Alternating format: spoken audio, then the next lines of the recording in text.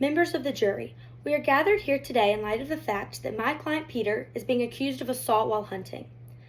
The night of the incident is like a puzzle.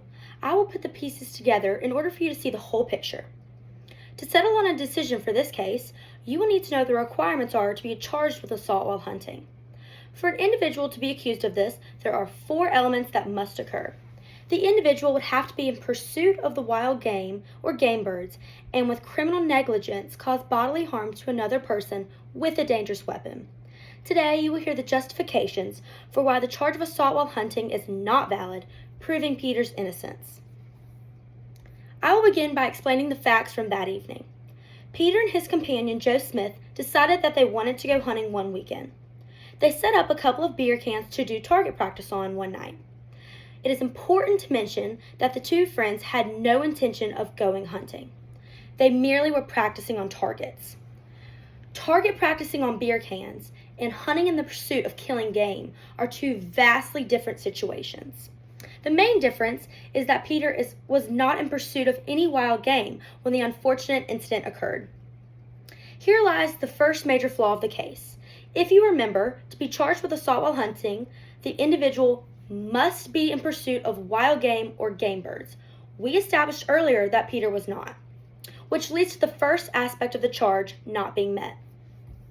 Another point I would like to state is that while some of you may think Peter should be charged with assault while hunting, it is critical for you to understand the fact that the turkey appeared out of nowhere while they were setting up for target practice. The facts are what they are, meaning Peter was not out searching for a bird to shoot, nor was he planning to hunt that evening at all. Therefore, the first part of the charge is not met once again. There is currently no reason to charge Peter. To wrap this up, and the icing on the cake, and the most fundamental fact of the case is to consider the weapon. Peter accidentally dropped the firearm. He did not intentionally fire it. In order for Peter to be charged with assault while hunting, he would have to have been in pursuit of wild game with criminal negligence. Again, the gun was not intentionally fired since it was dropped.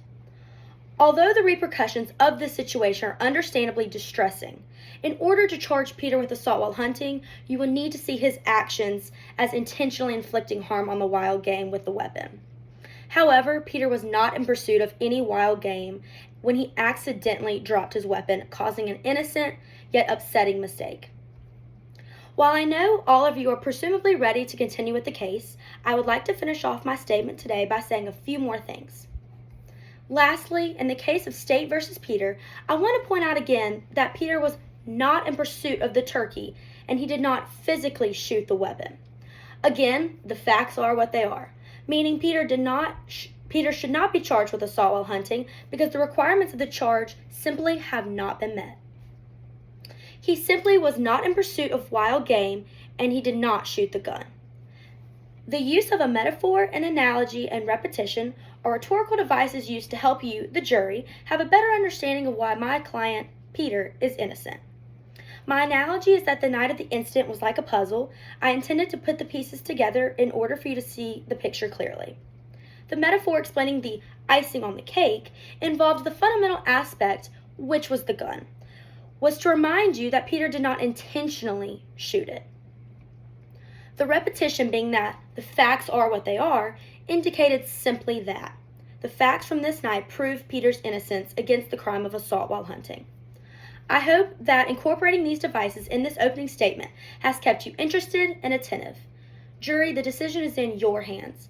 I ask that you do the right thing and see the events that occurred were merely accidental, deeming my client Peter innocent. Thank you.